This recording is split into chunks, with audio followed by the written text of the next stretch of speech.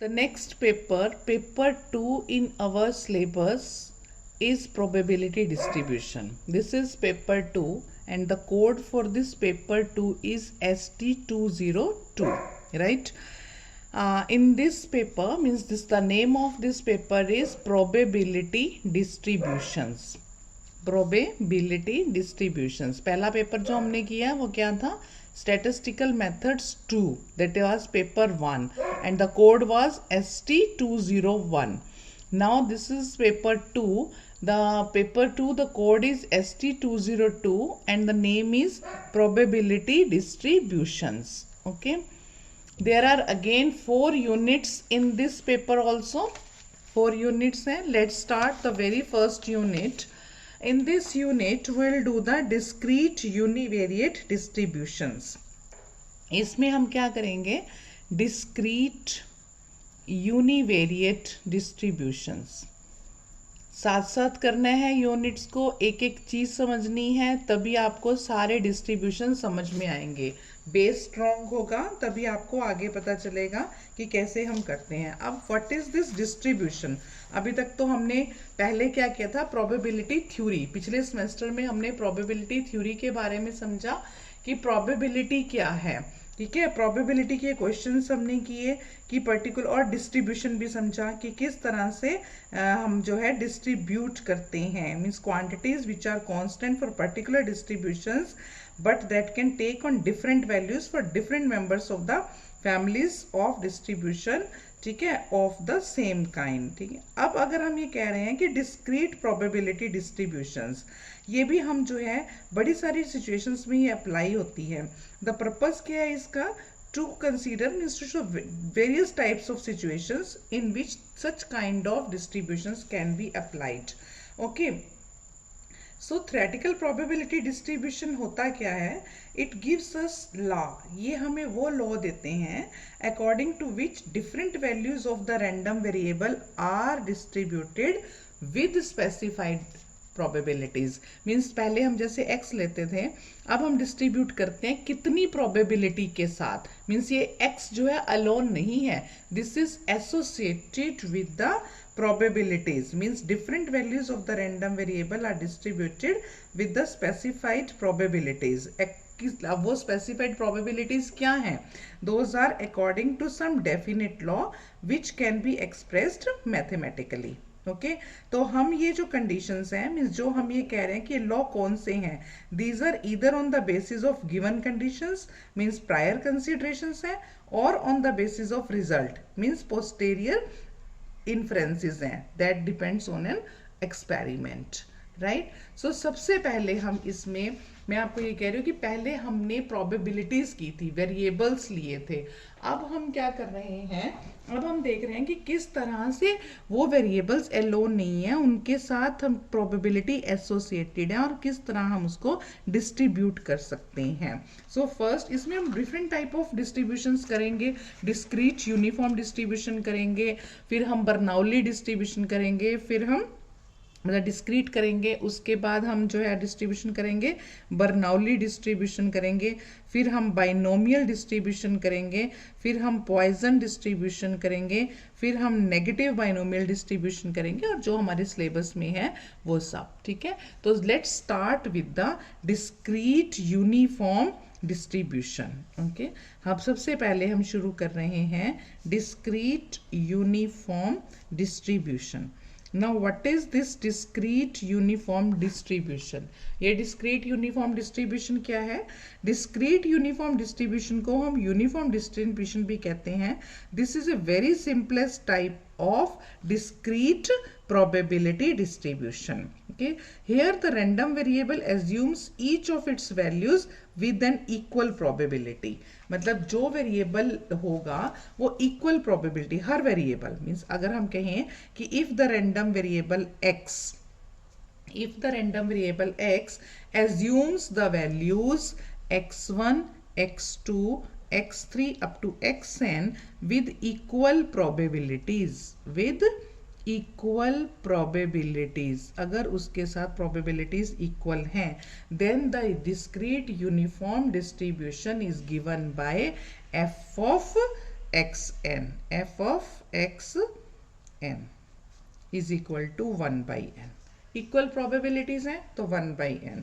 अब x जो हमने लिया है, आपके पास जो x आ रहा है, ये x आपके पास कोई भी हो सकता है, x1 वैल्यू हो सकती है, x2 वैल्यू हो सकती है, अप टू xn वैल्यू हो सकती है, ठीक है।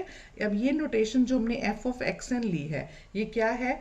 The notation f of xn indicates that the distribution depends on the parameter n। ये सिर्फ किस पे डिपेंड कर रहा है? पैरामीटर n पे, ठीक है। अब इसके मूवमेंट्स इस यूनिफॉर्म डिस्ट्रीब्यूशन, क्योंकि यूनिफॉर्म ही नाम इसका यही था, इसका मतलब कि विद इक्वल प्रोबेबिलिटीज, ये वैल्यूज आ रही हैं विद इक्वल प्रोबेबिलिटी, इसलिए इसका नाम है discrete uniform distribution. Discrete uniform distribution इसीलिए है, यूनिफॉर्मिटी इसलिए कहा है कि जो x है वो कोई भी वैल्यू ले सकता है, ये x जो है वो कोई भी वैल्यू ले सकता है, x1 x2 x3 with equal probabilities, ठीक है। तो इसका ये फंक्शन होगा 1/n, राइट। अब इसके मूवमेंट्स क्या हैं? Movements of the uniform distribution.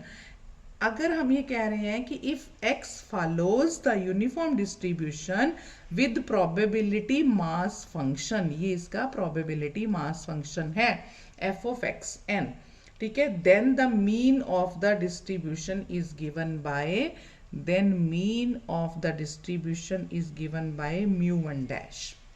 Mean is equal to μ1 dash, और मीन कैसे निकलता है? उसकी एक्सपेक्टेड वैल्यू से। अब एक्सपेक्टेड क्या होती है? उसके सारी मतलब वो सारी वैल्यूज आई की जो भी हैं xn तक, इनटू उसका probability mass function xi into n। यानी आपके पास μ1 डैश क्या है? xi का मतलब क्या? i जब 1 हुआ तो x1 into F of x1 n plus x2 into F of x2 n plus x3। अब हर बार ये इसकी वैल्यू तो 1/n ही रहनी है। अगर इसकी वैल्यू 1/n ही रहनी है, so this will be equal to summation i is equal to 1 to n xi/n, ठीक है। तो xi/n यानी कि आप इसे कह रहे हो कि μ1 dash is equal to 1/n summation i going 1 to n xi, right, ठीक है। इसी तरह से the variance of the distribution is given by, अब वेरिएंस कैसे गिवन होगा इसका? Variance of the distribution is given by μ2। μ2 क्या होता है कि आप इसकी जो एक्सपेक्टेड वैल्यू ले रहे हो, अभी जो आप इसकी एक्सपेक्टेड ले रहे थे, मतलब अभी जो हमने इसकी वैल्यू निकाली थी एक्सपेक्टेड की, आप ये कह सकते हो expected of x minus μ1 dash. ये μ1 डैश क्या है? Actually mean. μ1 डैश क्या है? मीन, ठीक है। इसका आपके पास स्क्वायर, इसका स्क्वायर, ये आएगी आपके पास इसकी वैल्यू। तो इसके स्क्वायर का मतलब क्या हुआ कि समेशन आई गोइंग, ये xi है, मतलब x की टोटल x कितनी वैल्यू ले रही है? एक्सपेक्टेड ऑफ x माइनस μ1, उसके उसमें से मीन माइनस कर रहे हैं, तो वेरिएंस μ2 निकलेगा। तो आप इसको कहोगे कि i going 1 to n xi minus μ1 dash, क्योंकि x अकेलोनी ये n वैल्यूज ले रहा है, ठीक है। μ1 डैश और इसका स्क्वायर इनटू इसके साथ इसकी प्रोबेबिलिटी मास फंक्शन आ जाएगा xi इंटू n, ठीक है। तो अब आपके पास ये क्या बना? Summation i going 1 to n xi minus μ1 dash का स्क्वायर, और ये तो इक्वल ही है, यूनिफॉर्म डिस्ट्रीब्यूशन है 1/n, so this is 1/n। तो ये आपके पास बन गया 1/n summation i going 1 to n xi minus μ1 dash का स्क्वायर, ठीक है। तो ये आपके पास इसका वेरिएंस आ गया, ठीक है। तो मीन क्या निकला इसका? ये मीन हो गया, दिस इज आवर मीन, ये मीन है, और ये वेरिएंस है, ये वेरिएंस है। किसका मीन एंड वेरिएंस है? Of discrete uniform distribution f of x n, ठीक है। ये इसका मीन है। तो आपके ये मोमेंट्स निकल गए, हमने μ1 डैश निकाल लिया, μ2 निकाल लिया, ठीक है। तो मोमेंट्स में भी हमने मीन एंड वेरिएंस निकाल दिया है, मीन एंड वेरिएंस निकाल दिया है, okay. Next important distribution is Bernoulli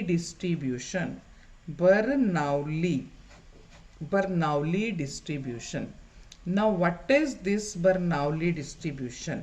Many times we come across the experiments which consist of repeated trials. ठीक है, repeated trials each with essentially you can say two possible outcomes. The two possible outcomes में success और failure. जैसे आपको बहुत simple example मैं देती हूँ tossing of a coin का. Each time a coin is tossed, the possible outcomes are two, either head और टेल. अब हेड आ जा आपके ऊपर डिपेंड करता है, हेड को आप यहाँ सक्सेस कह रहे हो और टेल को आप फेलियर कह रहे हो. तो such a process which involves the experiments consisting of repeated trials which in turn results into two possibilities is often known as Bernoulli process, and each trial is known as Bernoulli trial. Her trial को हम क्या कहेंगे? Bernoulli trial.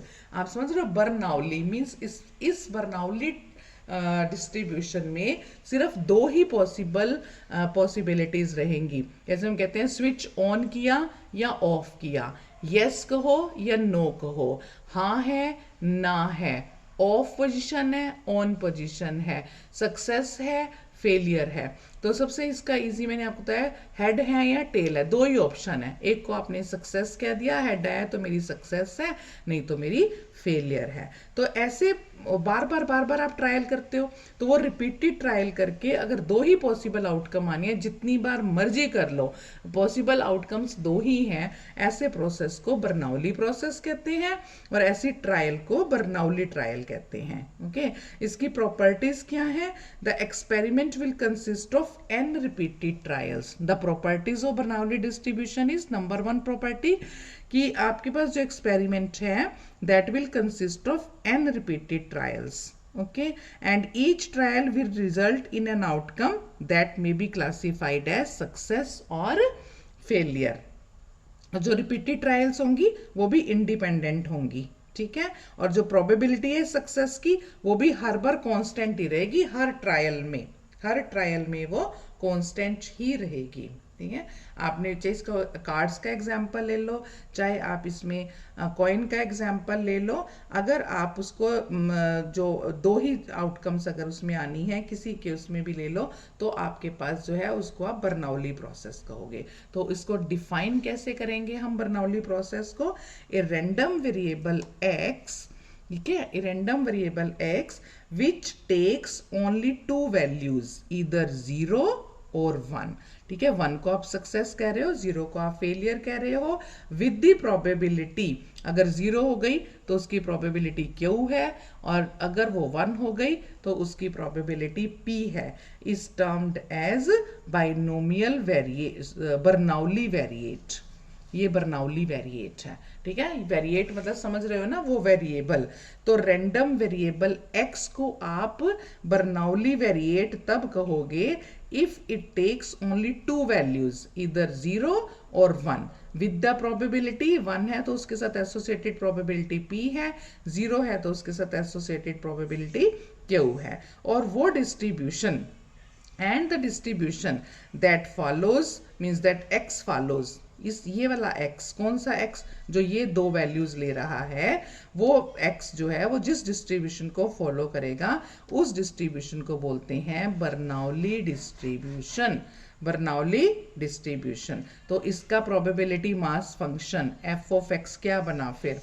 ठीक है, इसका probability mass function बना कि अगर x की वैल्यू 1 है तो प्रोबेबिलिटी P है, एंड f ऑफ x अगर प्रोबेबिलिटी उसकी 0 है तो वो Q है. ठीक है, इन अनदर वर्ड्स आप ये कह सकते हो कि Q जो है दैट इज 1 माइनस P. ये समझते हो? Q जो है वो 1 माइनस P. ये 1 माइनस P मैंने कैसे लिख दिया? देखो, हमेशा याद रखो, हमारी सक्सेस हो या हमारी फेलियर हो, सबको मिला के मीन्स द टोटल स्पेस जो होता है, हमेशा मैं आपने पहले भी पीछे एग्जाम्पल्स में भी बताया होगा, probability of the whole space is 1. मतलब जब भी हम बात करते हैं 100% की, परसेंटेज मीन्स 100 बाई 100 मीन्स 100 में से 100 दैट इज 1. तो टोटल जितना भी आप काम कर रहे हो सबकी प्रोबेबिलिटी 1 होती है। तो आपकी सक्सेस आ रही है, पी आ रही है, या आपकी फेलियर हो रही है, टोटल प्रोबेबिलिटी 1 है। तो always remember, probability of success P हो और प्रोबेबिलिटी ऑफ फेलियर क्यू हो, तो सक्सेस प्लस फेलियर दोनों की प्रोबेबिलिटी हमेशा 1 रहेगी। P plus Q is always equal to 1. So that's why I have written Q is equal to 1 minus P. Q is equal to 1 minus P. Now important is moments. Again moments. Moments किसके? Moments of Bernoulli distribution. Moments of Bernoulli distribution. देखो, rth movement about the origin is given by, कोई भी movement हो, first हो, second हो, उसका general formula है mu r dash is equal to expected value of x raise to power r. Mu r dash is equal to expected value of x raise to power r. अब आपको पता है ये Bernoulli है तो x सिर्फ दो ही वैल्यू लेता है, या 0 या 1। तो इसको खोलोगे, अगर इसने 0 लिया एक्स ने तो इसकी वैल्यू क्या हो गई, इसके साथ प्रोबेबिलिटी लगेगी क्यू। अगर इसने वैल्यू प्लस दूसरी वैल्यू कौन सी ली, अगर इसने वैल्यू 1 ले ली तो उसके साथ प्रोबेबिलिटी लगेगी पी। तो ये टर्म तो 0 हो गई, ये टर्म जितनी भी पावर 1 के ऊपर 2 रख दो, 3 रख दो, 4 रख दो, हर बार जो है पी ही रहेगा। तो this is equal to P.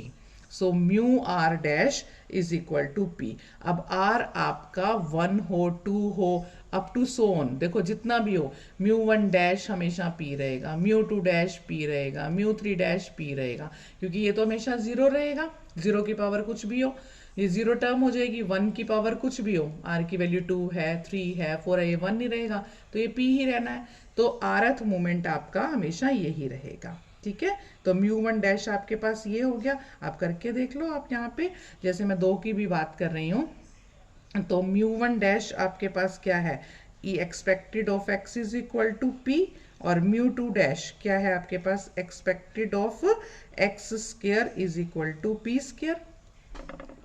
ठीक हो गया, ठीक है। एक्स की पावर 2, सॉरी पी स्क्वायर क्यों हुआ, एक्स की पावर 2, एक्स की पावर 2 आर 1 की power 2 into p is equal to p ही रहेगा ये तो, ठीक है, ये पी ही रहेगा।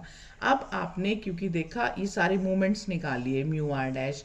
Now what is mean, mean हमें पता है म्यू 1 डैश होता है, मीन तो हमें पता है ना, ऊपर भी हमने निकाला था मीन म्यू 1 डैश। तो यहाँ पे भी अगर हम मीन, क्योंकि अब 2 चीज़ें तो निकालनी ही है, मीन एंड वेरिएंस। क्या 2 चीज़ें निकालनी है, मीन एंड वेरिएंस। तो मीन तो निकल गया, मीन किससे निकल गया, mu 1 dash. Mu 1 dash is equal to p, so this is my mean, mean हो गया। नाउ वेरिएंस, वेरिएंस कैसे निकलेगा, वेरिएंस क्या होता है, म्यू 2, वेरिएंस क्या होता है म्यू 2, तो mu 2 is equal to variance of x. तो वेरिएंस ऑफ एक्स का मतलब क्या हुआ आपके पास, क्या फार्मूला होता है, एक्सपेक्टेड ऑफ उस एक्स का square minus expected of x का होल स्क्वायर, यही होता है मीन वेरिएंस का फार्मूला, ठीक है। तो एक्सपेक्टेड ऑफ एक्स का स्क्वायर, एक्सपेक्टेड ऑफ एक्स का स्क्वायर आपके पास क्या हो जाएगा, यानी कि आप एक्सपेक्टेड निकाल रहे हो जो एक्स, ये एक्सपेक्टेड ऑफ एक्स का स्क्वायर ये भी मैंने निकाला, एक्सपेक्टेड ऑफ एक्स का स्क्वायर यानी कि पी ही आया आपके पास, ठीक है ना। वो आपके पास म्यू 2 डैश हुआ, एक्सपेक्टेड ऑफ एक्स का स्क्वायर म्यू 2 डैश हुआ, तो this is mu 2 dash, mu 2 dash minus expected of x क्या है, म्यू 1 डैश, लेकिन म्यू 1 डैश का होल स्क्वायर है। तो म्यू 2 डैश कितना है आपके पास, म्यू 2 डैश है पी माइनस म्यू 1 डैश कितना है पी, पर उसका स्क्वायर है, सो P minus P square, P को आप कॉमन निकालो तो क्या बचा 1 माइनस पी, तो 1 माइनस पी क्या है q, so this is p q, right. So variance of x is equal to p q, mean है पी और वेरिएंस है p q. So this is about the Bernoulli distribution. Okay, again I am repeating Bernoulli distribution in which x takes only 2 values 0 and 1 with the probabilities q and p respectively. और उसके moments निकाल लोगे mu r dash, फिर आप उसके mean और variance निकाल लोगे। मीन आपके पास आया P और वेरिएंस आपके पास आया PQ। ठीक है, तो आज हमने क्या किया है, प्रोबेबिलिटी डिस्ट्रीब्यूशन का पेपर स्टार्ट किया है, जिसमें हमने डिस्क्रीट यूनिवेरिएट डिस्ट्रीब्यूशन डिस्कस किए। फर्स्ट डिस्क्रीट यूनिफॉर्म डिस्ट्रीब्यूशन किया, उसके मोमेंट्स किए, देन बर्नौली डिस्ट्रीब्यूशन किया और उसके मोमेंट्स किए। ठीक है, in the next lecture will do the binomial distribution. Okay, साथ साथ काम करो, साथ साथ पढ़ो। नेक्स्ट पेपर मैंने स्टार्ट कर दिया है और आप बिल्कुल उसके साथ साथ काम करोगे, साथ साथ नोट्स बनाओगे तो आपको कोई दिक्कत नहीं आएगी।